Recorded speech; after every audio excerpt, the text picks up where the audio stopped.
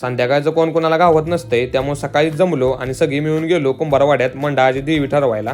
देवी आम्ही बघायला चालू केलेली होती. तेवढ्यात तिथं आम्हाला बघा शाडूच्या मूर्तीत एक सजवलेली देवी दिसली. तिचं काम चालूच होतं. असली भारी दिसत होती ना, काय बोलायचं कामच नाही बघा.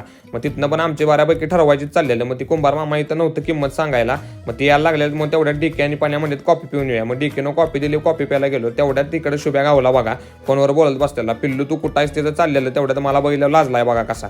परत मग पत्यानिकम आला. पत्यानिकमचा LC काढायचा होता. मग आम्ही आहेर कॉलेजवर निघालेलो. तर म्हणलं जरा एक्स कॉलेज कसं आहे बघून पण येऊया.